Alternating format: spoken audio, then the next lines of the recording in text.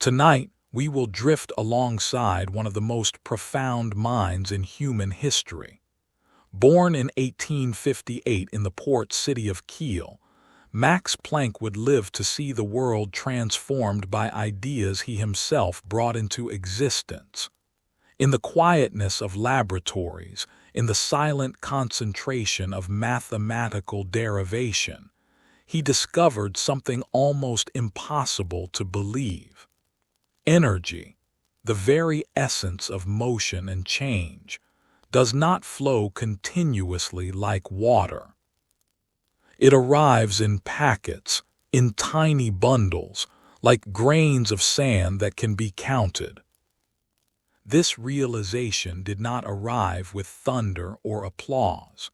It came through patience, through years of careful thought about something as simple as the glow of heated metal.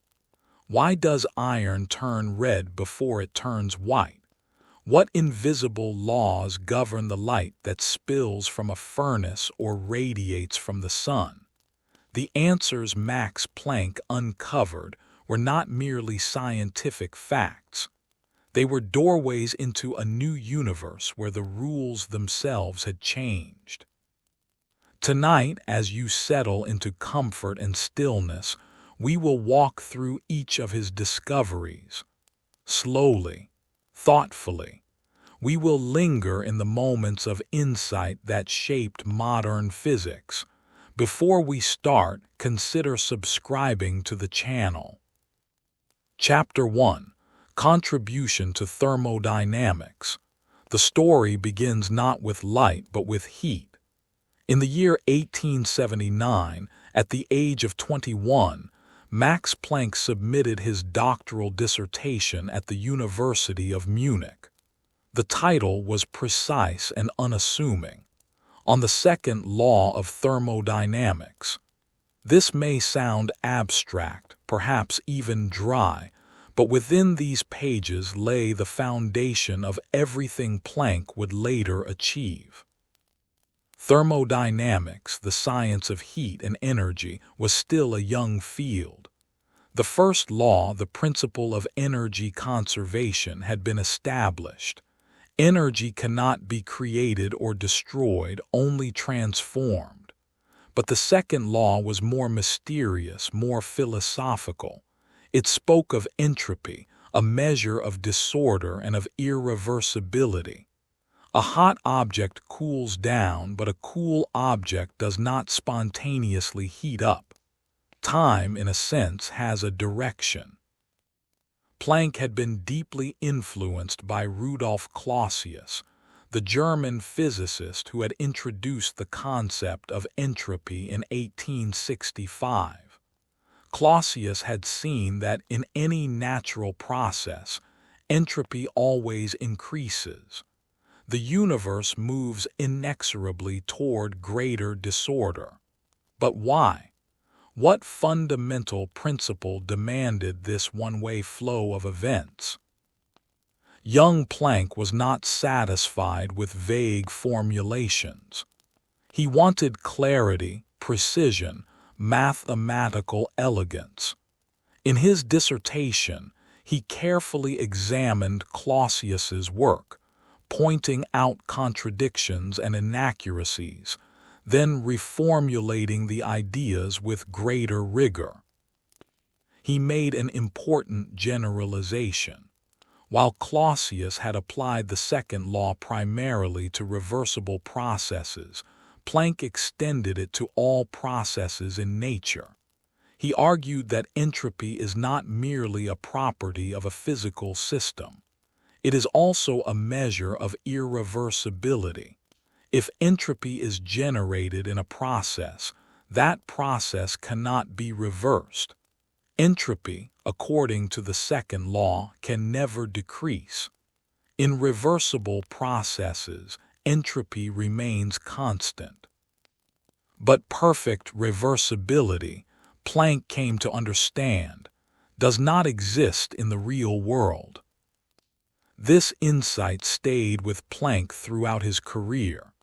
He was fascinated by the concept of equilibrium, the state where a system reaches maximum entropy and all change ceases.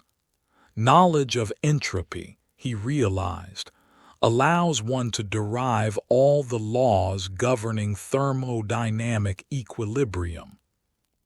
After completing his doctorate, Planck pursued his habilitation, the qualification needed to teach at German universities.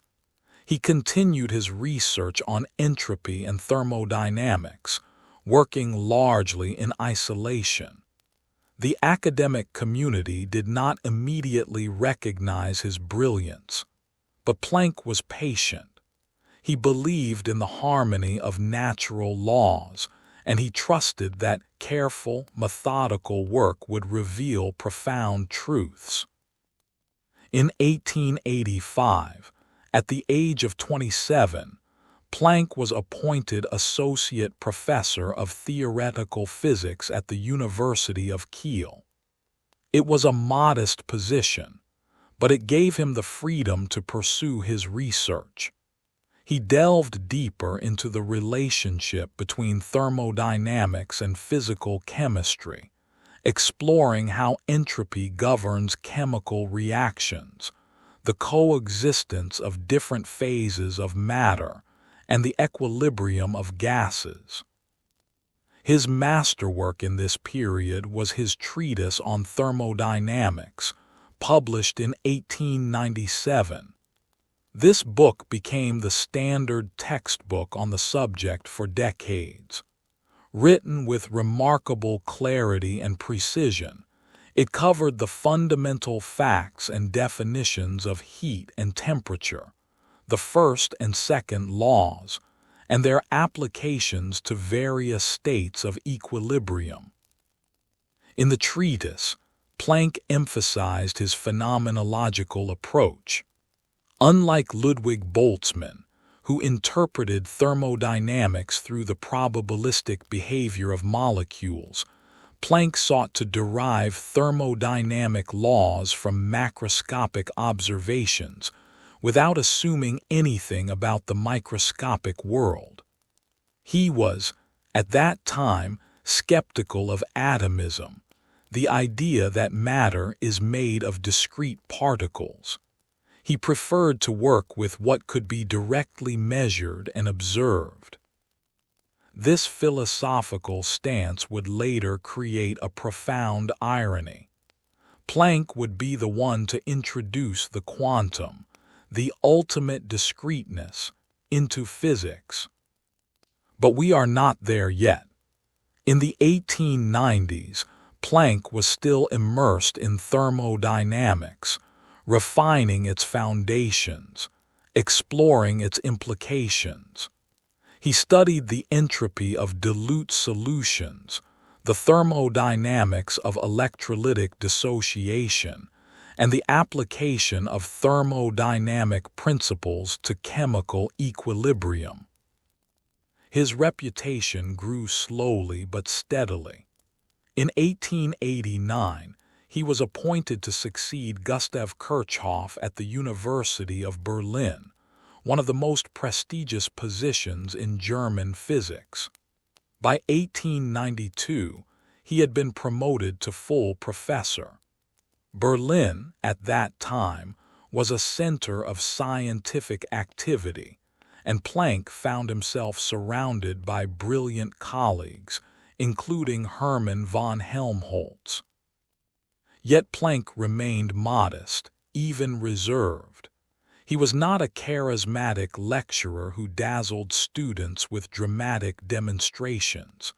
He was methodical, thorough, deeply thoughtful. His private life centered on his family. He had married Marie Merck in 1887, and they had 4 children together.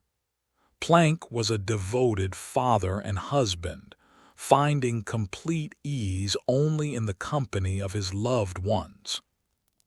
Music was another source of solace. Planck was an accomplished pianist, and he often held musical evenings at his home in the Grunwald district of Berlin.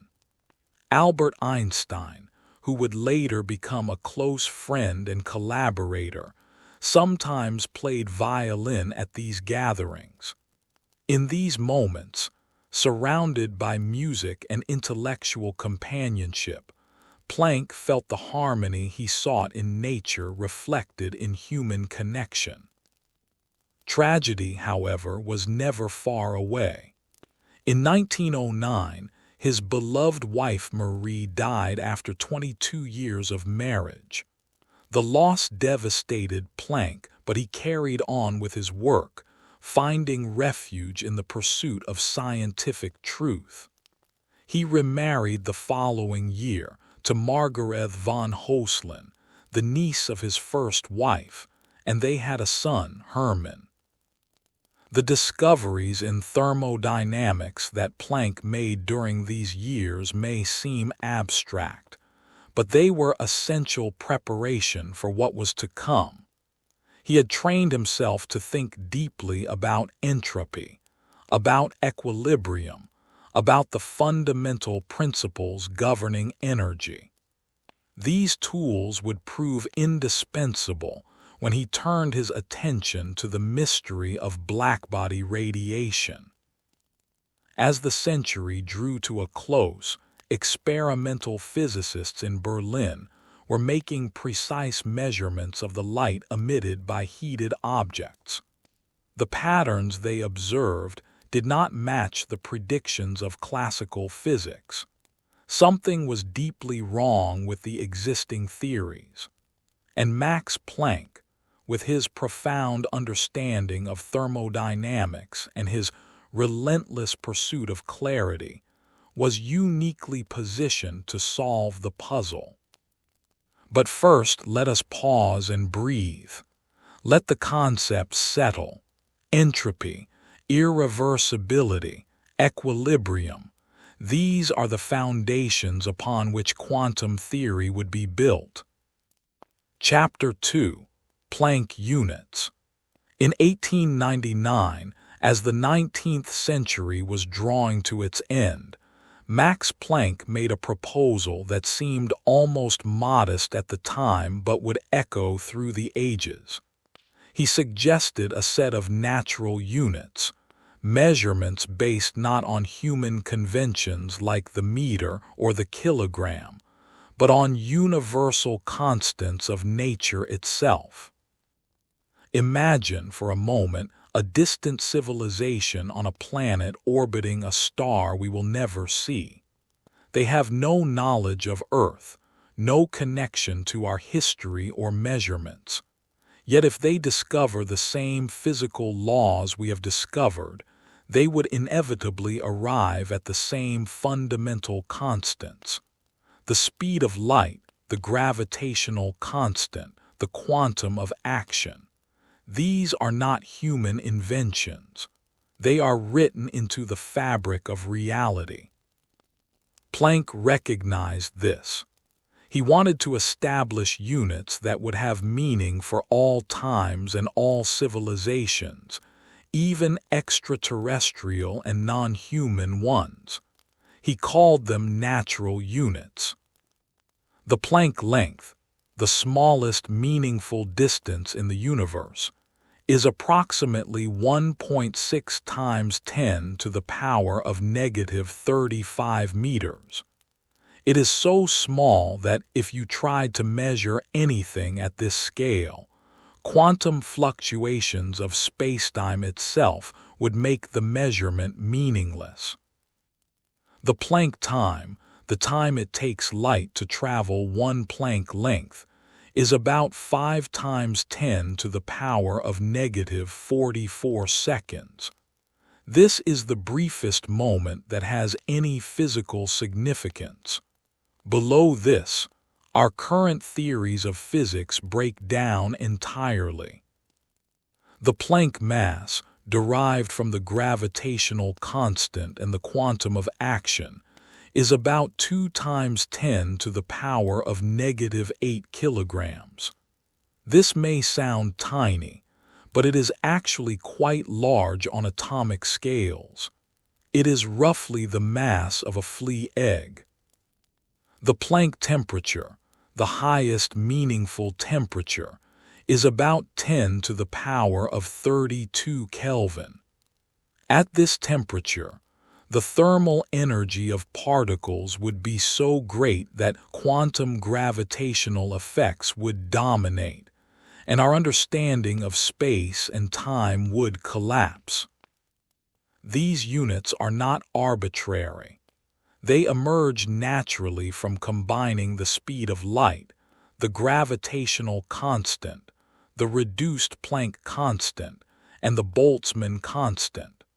When you express these fundamental constants in Planck units, their numerical value becomes 1. This simplifies the equations of physics dramatically and reveals deep symmetries in the laws of nature. For Planck, this was more than mathematical convenience. It was a glimpse of the absolute, the universal, the eternal. He believed that physics should seek out these absolutes, the principles that transcend particular circumstances and reveal the underlying order of the cosmos. The Planck scale is also where quantum mechanics and general relativity, the two great pillars of modern physics, are expected to meet. At distances smaller than the Planck length and times shorter than the Planck time, both theories must be considered together. This is the realm of quantum gravity, a theory that physicists are still struggling to formulate. It is humbling to think that the universe Planck described extends from the smallest possible scales to the largest. The same constants that govern the behavior of atoms also govern the evolution of galaxies. The speed of light connects space and time. The gravitational constant links mass and the curvature of spacetime. The Planck constant bridges the quantum and the classical. The Boltzmann constant relates temperature to energy. These connections are not coincidences. They are the deep grammar of nature, the syntax in which the universe writes its laws. Planck did not live to see the full implications of his natural units. Quantum gravity remains an unsolved problem, but his vision was correct. There is a fundamental scale to the universe, a level below which our familiar concepts of distance and time lose their meaning. And this scale can be expressed entirely in terms of constants that any sufficiently advanced civilization would discover. In proposing these units, Planck was also asserting something profound about the nature of scientific knowledge. He was saying that science is not just a human endeavor, not just a set of tools we use to manipulate our environment. Science is the discovery of objective truths about the universe, truths that exist independently of us, truths that would be recognized by any intelligent beings anywhere in the cosmos. This idea gave Planck great comfort. He believed that the pursuit of these truths was a noble calling, perhaps the highest calling a human being could have.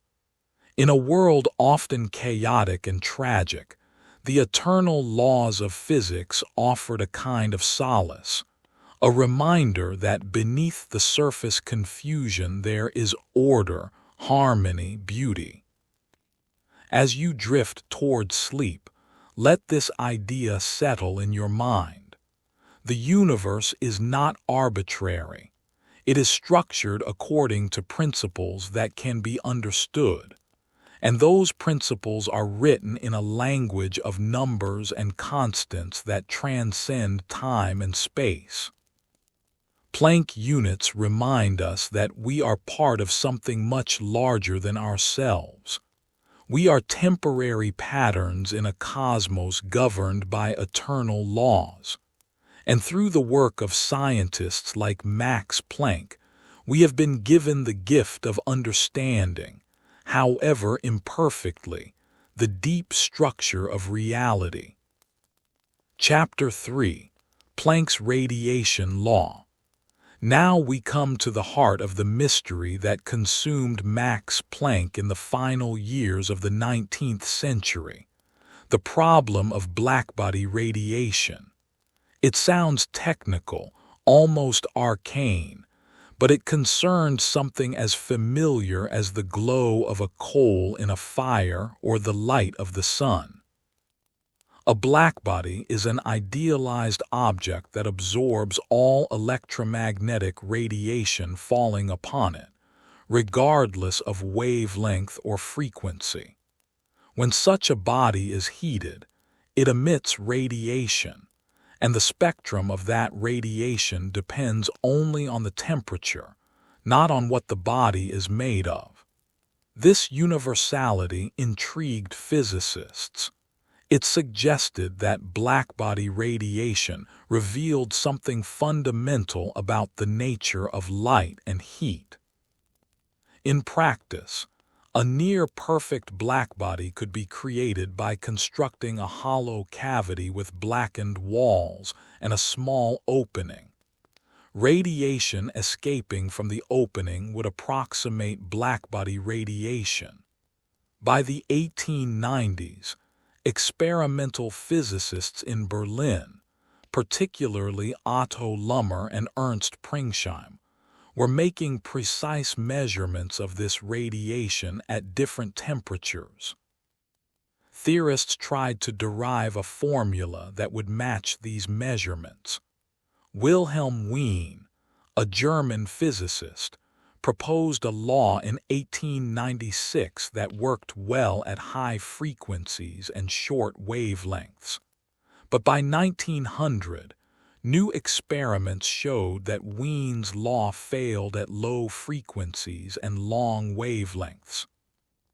Another attempt came from Lord Rayleigh and James Jeans, who used classical physics and the equipartition theorem to derive what became known as the Rayleigh-Jeans law. This law worked reasonably well at low frequencies, but predicted something absurd at high frequencies. According to the Rayleigh-Jeans law, the energy emitted at short wavelengths should increase without limit, approaching infinity. This was clearly wrong and became known as the ultraviolet catastrophe. Max Planck had been working on the blackbody problem since 1897. He was trying to connect it to his beloved second law of thermodynamics, seeking to understand why the radiation in a cavity inevitably reaches equilibrium. On October 19, 1900, Planck attended a meeting where Heinrich Rubens and Ferdinand Kerlbaum presented new experimental data. They confirmed that Wien's law failed at long wavelengths. That very evening, Rubens visited Planck at his home and showed him the data. Planck went to work immediately. By the next morning, he had found a formula. It was an interpolation, a mathematical curve that fit the experimental data perfectly across all wavelengths. He sent it to Rubens, who tested it against the measurements. The agreement was remarkable. Planck's radiation law can be written as a formula expressing the energy density of blackbody radiation as a function of frequency and temperature. It involves two constants. One is the Boltzmann constant, which relates temperature to energy. The other is a new constant, which Planck called the quantum of action, later known as Planck's constant. The formula was correct, but Planck did not yet know why. He had guessed it, essentially, by combining features of Wien's law and the Rayleigh-Jeans law. Now he needed to derive it from first principles, to find the physical reasoning that would justify the formula. This task consumed him for the next 2 months. It was, as he later described, the most strenuous work of his life. He struggled, tried different approaches, and finally, in an act of what he called desperation, he did something he had long resisted. He adopted the statistical methods of Ludwig Boltzmann. Boltzmann had shown that entropy is related to the number of ways a system can be arranged at the microscopic level. More precisely, entropy is proportional to the logarithm of the number of microstates corresponding to a given macrostate. Planck had been skeptical of this approach because it relied on probabilistic arguments and assumptions about the microscopic structure of matter. But now, with no other path forward, he embraced it. Planck imagined the walls of the blackbody cavity as containing oscillators, tiny charged particles vibrating at different frequencies. These oscillators absorb and emit radiation. The question was how to calculate the distribution of energy among these oscillators. Here Planck made his revolutionary assumption. He divided the total energy into finite elements, into discrete chunks. The size of each chunk was proportional to the frequency of the oscillator, with Planck's constant as the proportionality factor. Energy, in other words, could only be exchanged in multiples of this basic quantum. This was a radical departure from classical physics, which assumed that energy could vary continuously, taking on any value. Planck himself did not fully grasp the implications at the time. He saw the quantization of energy as a mathematical trick, a calculational device that happened to give the right answer. He hoped that eventually it could be eliminated and replaced with a continuous theory. But the quantization was not a trick, it was real. On December 14, 1900, Planck presented his derivation to the German Physical Society in Berlin. The paper was titled On the Theory of the Energy Distribution Law in the Normal Spectrum. In it, he showed how his radiation law could be derived by assuming that energy is quantized. The reception was muted. Most physicists did not immediately recognize the significance of what Planck had done. Quantization seemed like an odd assumption, perhaps a temporary fix. The full revolutionary implications would only become clear over the following decades, as other physicists, particularly Albert Einstein, built upon Planck's work. Planck's radiation law is now understood as the correct description of blackbody radiation.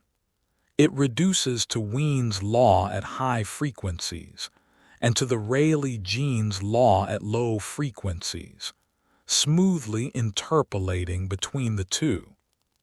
It avoids the ultraviolet catastrophe because the quantization of energy ensures that high-frequency modes are unlikely to be excited at normal temperatures.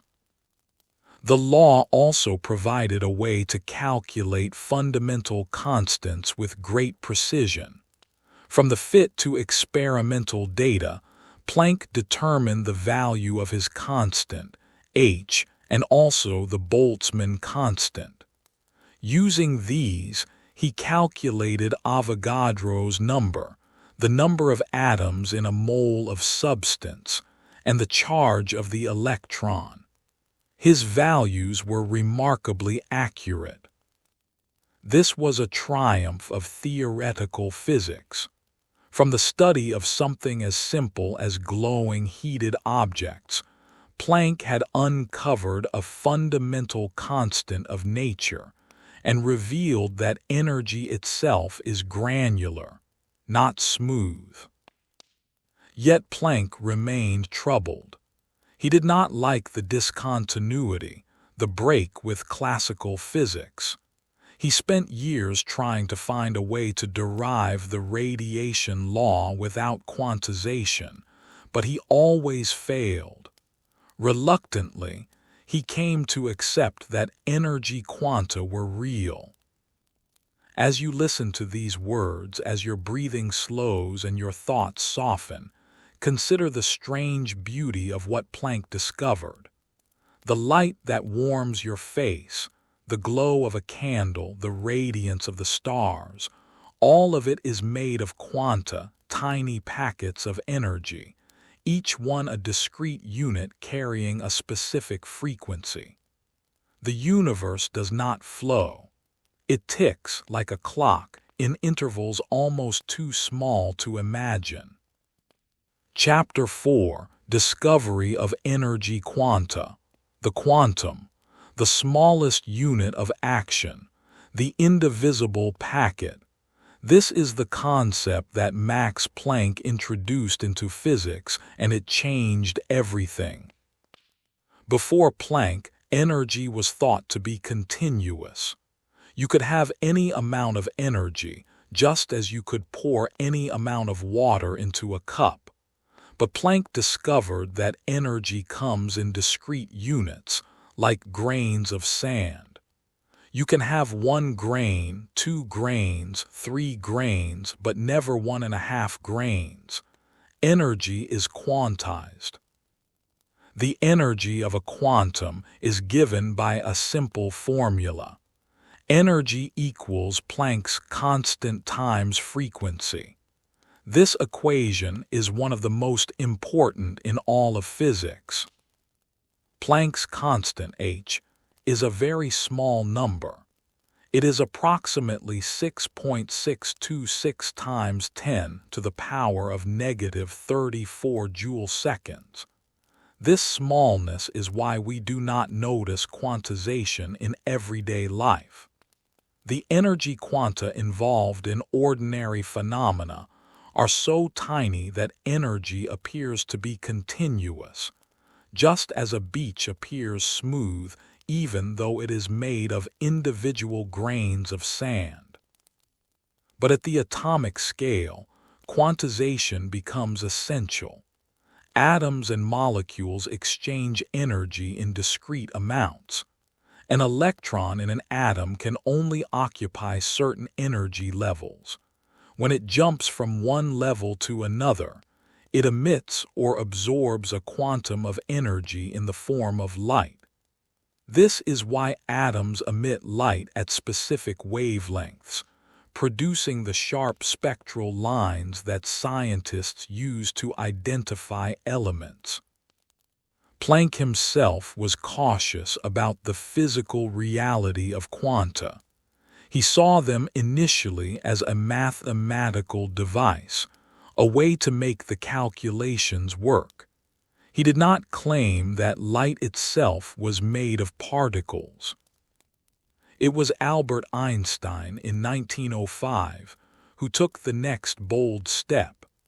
Einstein argued that light itself consists of quanta, discrete particles that he called light quanta, later known as photons. Each photon carries an energy given by Planck's formula, E equals h times nu. Einstein used this idea to explain the photoelectric effect, the phenomenon where light shining on a metal surface ejects electrons. Classical physics could not explain why the energy of the ejected electrons depends on the frequency of the light, not its intensity. But if light is made of photons, each carrying a specific energy, then it makes perfect sense. A photon with enough energy can knock an electron out of the metal. The energy of the electron depends on the energy of the photon, which depends on the frequency of the light. Einstein's explanation was so convincing that it earned him the Nobel Prize in Physics in 1921.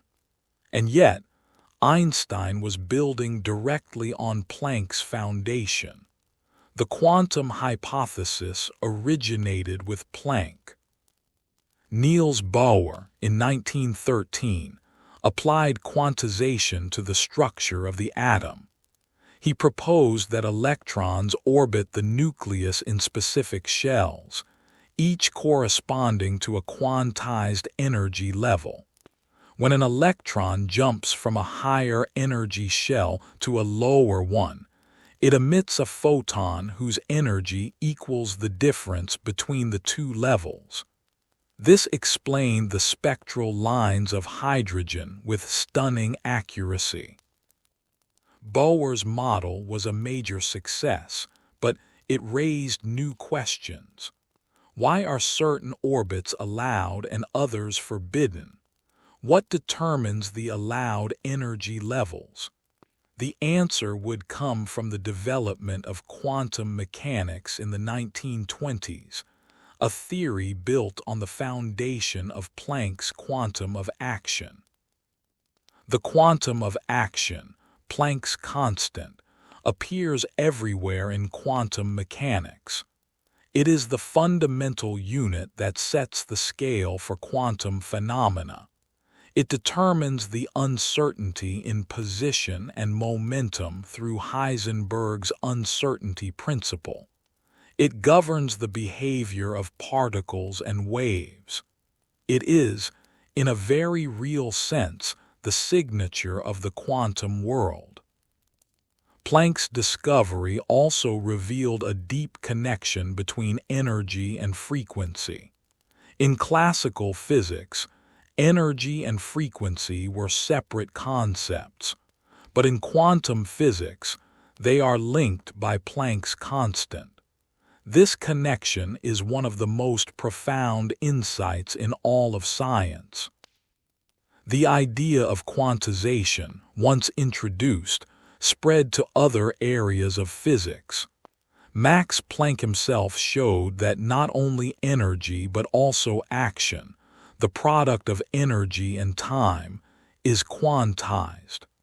The quantum of action is Planck's constant. This turned out to be an even more fundamental way to express the quantization principle. In the decades following Planck's discovery, physicists realized that quantization is not limited to energy. Angular momentum is quantized. Electric charge is quantized. Many properties of particles come in discrete units. The universe, at its most fundamental level, is granular, not smooth. This granularity has profound implications.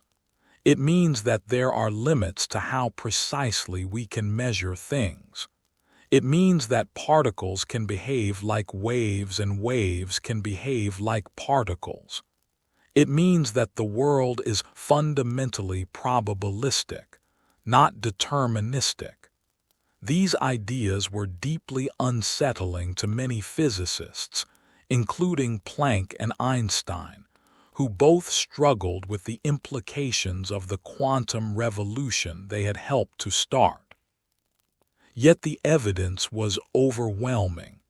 Experiment after experiment confirmed the predictions of quantum theory.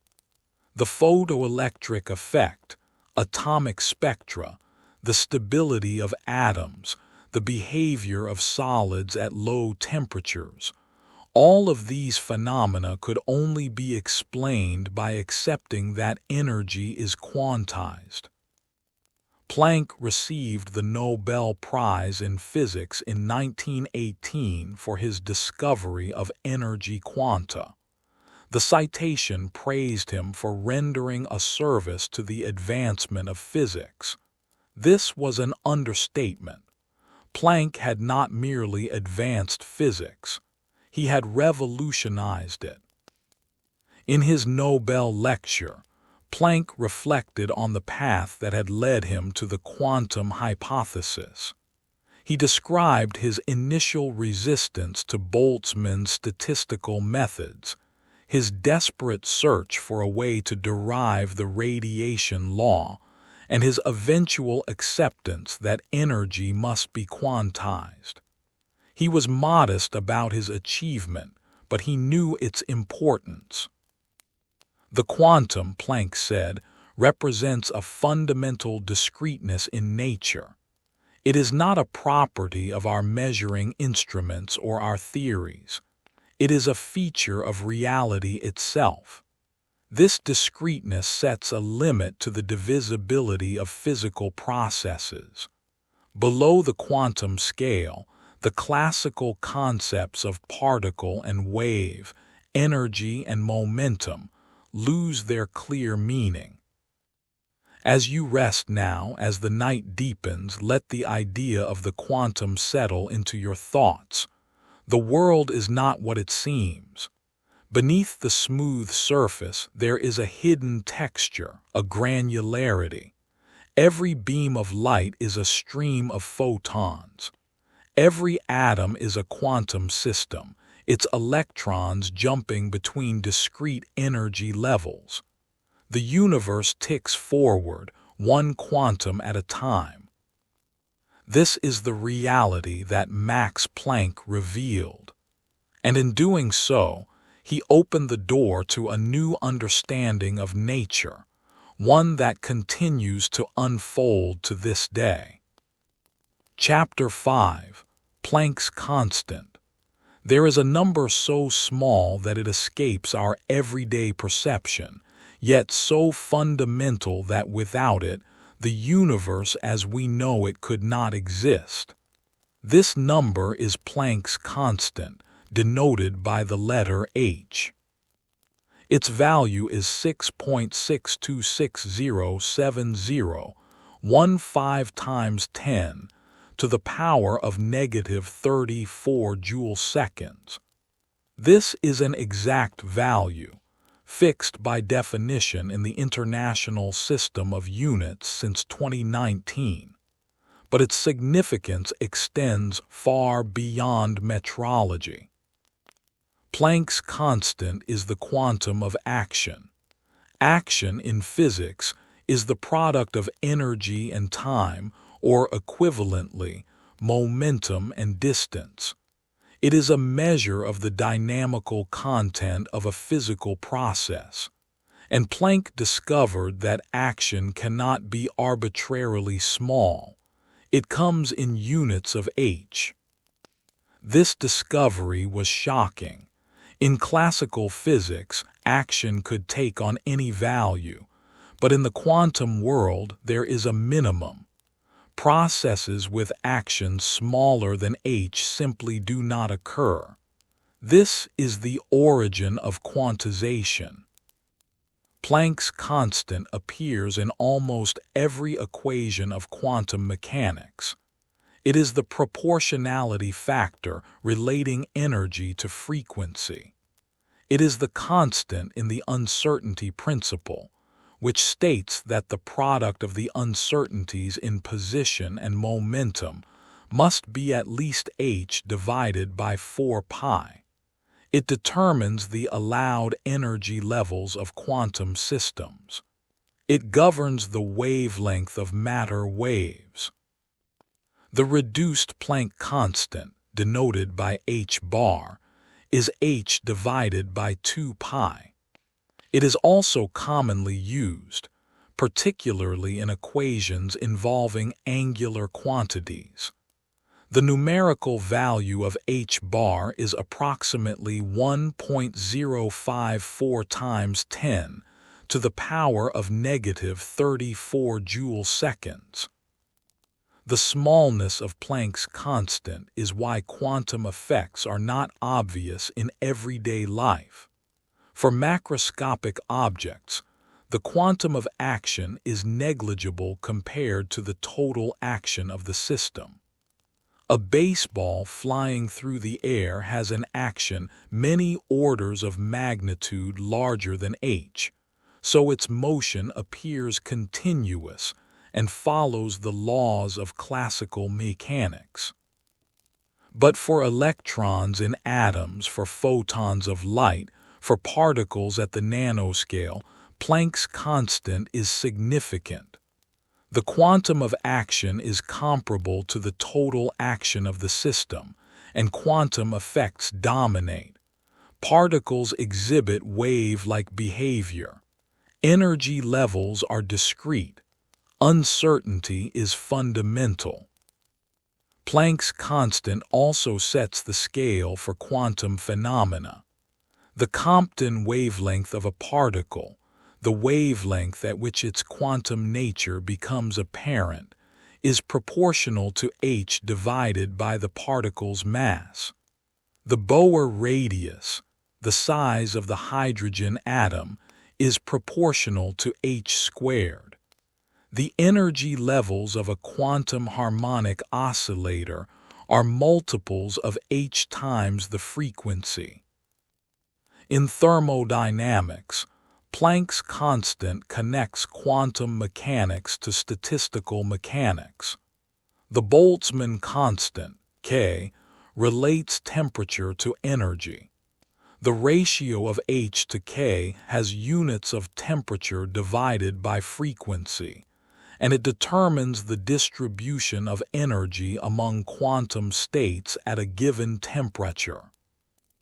Planck himself derived the value of h from the fit of his radiation law to experimental data. He found h to be approximately 6.55 times 10 to the power of negative 27 erg-seconds, using the units of his time. This was remarkably close to the modern value. Using Planck's constant and the Boltzmann constant, Planck was able to calculate other fundamental constants. He determined Avogadro's number, the number of atoms in a mole, to be about 6.17 times 10 to the power of 23, very close to the currently accepted value of 6.022 times 10 to the power of 23. He also calculated the charge of the electron, finding a value within a few percent of the true value. These calculations showed that Planck's radiation law was not just an empirical fit. It was a deep connection to the microscopic structure of matter. The constancy of Planck's constant is itself remarkable. It is the same everywhere in the universe, at all times, under all conditions. This universality suggests that h is a fundamental feature of nature, not an accident of our particular circumstances. Theoretical physicists have speculated about what the universe would be like if Planck's constant had a different value. If h were much larger, quantum effects would be obvious in everyday life. Baseballs would diffract around obstacles. People would exhibit noticeable wave-like behavior. The classical world we know would not exist. If h were much smaller, or zero, quantum mechanics would disappear. Energy would be continuous. Atoms would not be stable. Chemistry as we know it would be impossible. The universe would be a very different place, likely incapable of supporting life. So Planck's constant, this tiny number, is essential for the existence of the world we inhabit. It is one of the fundamental constants that define the structure of reality. Planck himself was fascinated by the idea of fundamental constants. He saw them as absolutes, quantities that have meaning independent of human conventions. This is why he proposed the system of natural units, expressing all physical quantities in terms of c, g, h, and k in these units. The fundamental constants are simply one, and the equations of physics take on their simplest, most elegant form.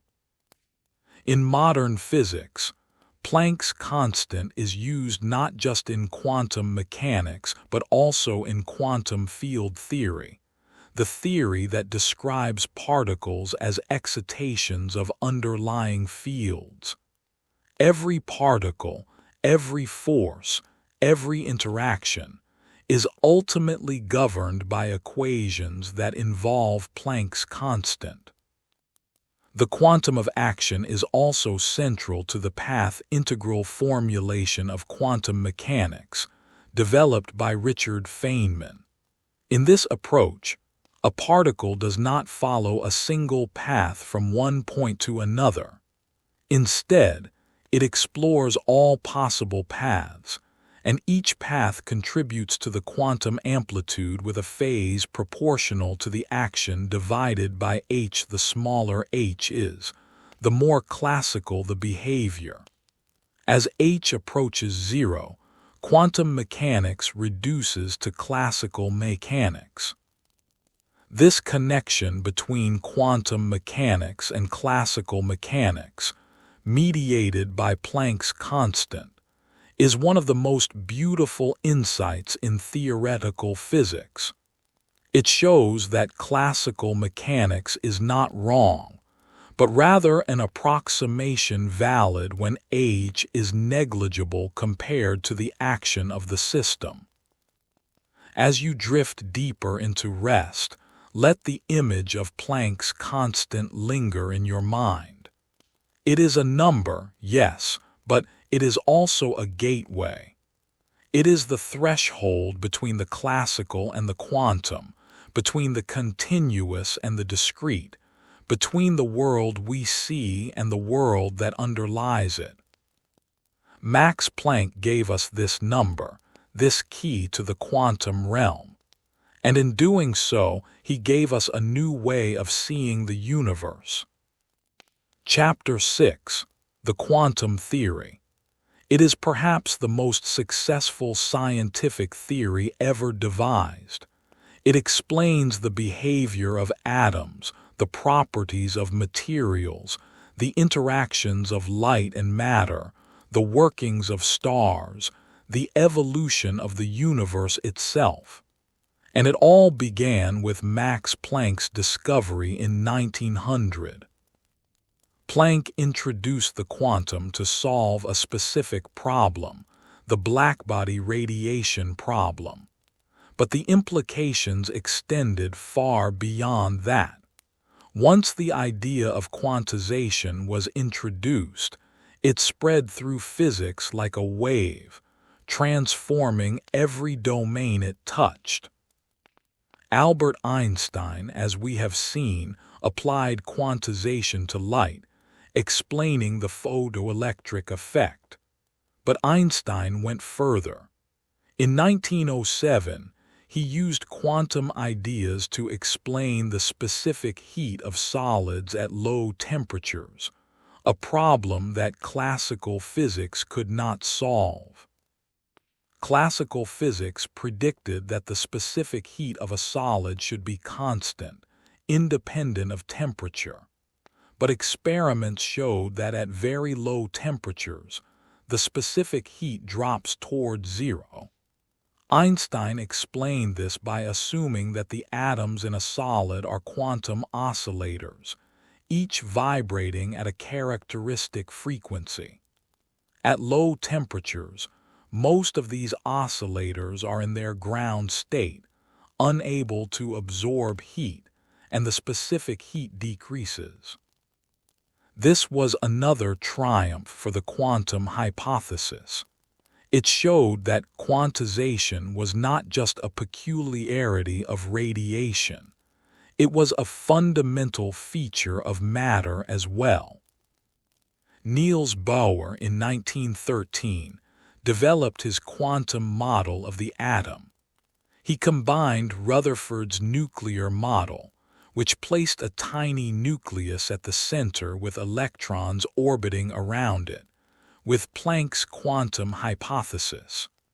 Bohr proposed that electrons can only occupy certain discrete orbits, and that they emit or absorb light only when jumping between these orbits. Bohr's model explained the spectral lines of hydrogen with remarkable precision. It also explained why atoms are stable, why electrons do not spiral into the nucleus and radiate away all their energy, as classical electromagnetism predicted they should. The answer is quantization.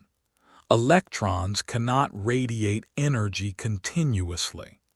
They can only emit quanta, and in the lowest energy state, there is no lower state to jump to, so the atom is stable. The Bohr model was a major advance, but it was not a complete theory. It could not explain atoms with more than one electron. It could not explain the intensities of spectral lines, only their wavelengths. It was a hybrid, a mixture of classical and quantum ideas, and it was clear that a more fundamental theory was needed. That theory emerged in the 1920s. Werner Heisenberg, Erwin Schrödinger, Max Born, Paul Dirac, and others developed quantum mechanics, a complete mathematical framework for describing the quantum world. Heisenberg's approach was based on matrices, arrays of numbers representing observable quantities like position and momentum. He discovered that these matrices do not commute, meaning that the order in which you measure them matters. This non-commutativity is the mathematical expression of the uncertainty principle. Schrödinger's approach was based on wave mechanics. He wrote down an equation, now called the Schrödinger equation, that describes how the quantum state of a system evolves over time. The solutions to this equation are wave functions, mathematical objects that contain all the information about a quantum system. Despite their apparent differences, Heisenberg's matrix mechanics and Schrödinger's wave mechanics turned out to be equivalent, two different mathematical formulations of the same underlying theory.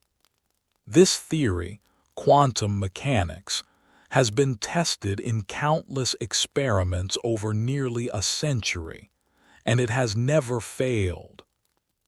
Quantum mechanics makes predictions that are fundamentally probabilistic. It does not tell you exactly where a particle is or what momentum it has. It tells you the probability of finding the particle at a given location with a given momentum. This probabilistic nature troubled many physicists, including Einstein, who famously said that God does not play dice with the universe. Planck himself was also uncomfortable with the indeterminism of quantum mechanics. He had hoped that quantum theory would eventually be subsumed into a more complete, deterministic theory. But the evidence continued to support the probabilistic interpretation. Despite his reservations, Planck recognized the success of quantum mechanics. He saw that his original quantum hypothesis had grown into a comprehensive theory that explained a vast range of phenomena. He was honored by the scientific community as the father of quantum theory, and he accepted this role with humility and grace. The quantum theory revolutionized not just physics, but also technology. Quantum mechanics is essential for understanding semiconductors, the materials used in transistors and computer chips. It explains how lasers work, how nuclear reactors generate power, how MRI machines create images of the human body.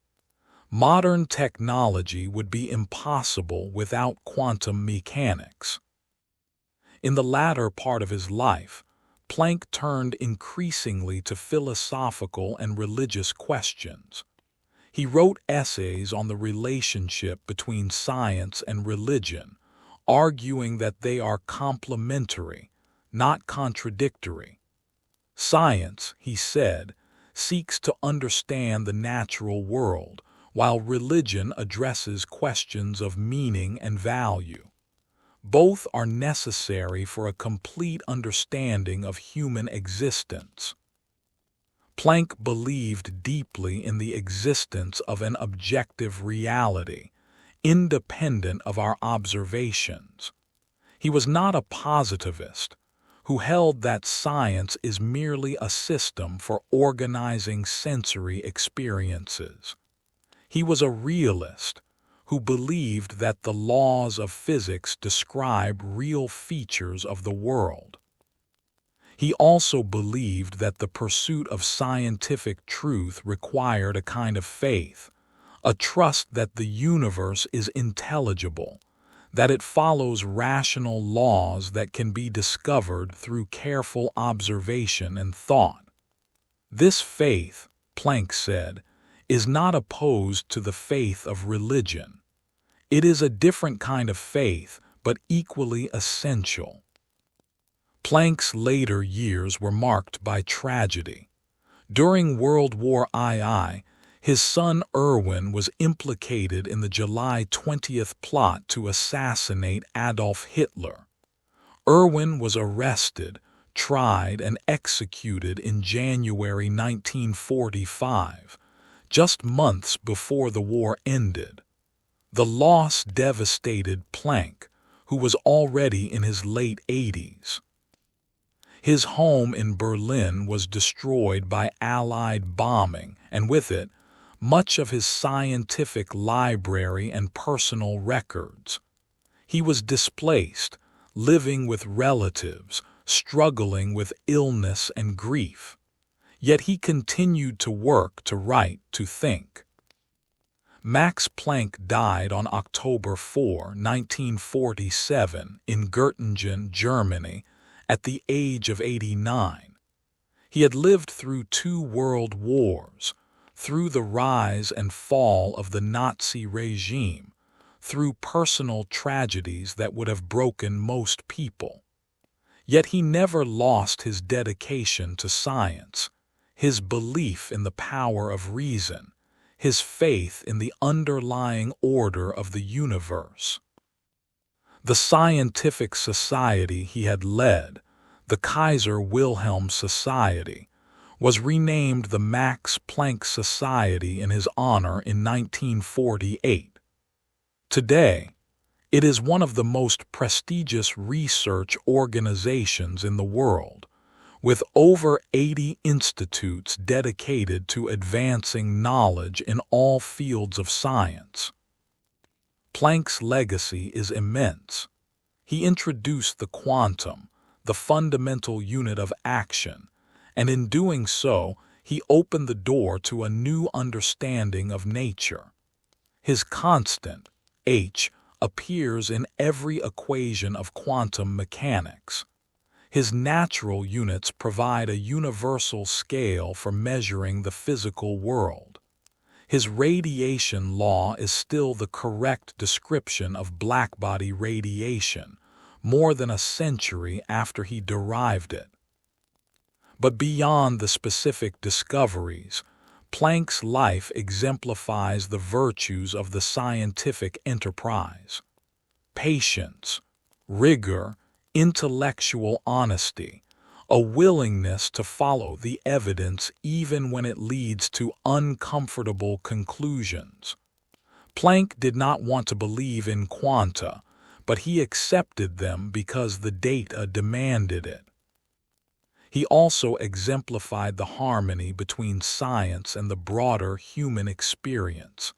He loved music, played the piano, and enjoyed hiking in the Alps. He was a devoted family man, finding his greatest joy in the company of his loved ones. He did not see science as separate from the rest of life. For Planck, the pursuit of truth, the appreciation of beauty, the love of family, the search for meaning, all of these were part of a unified whole.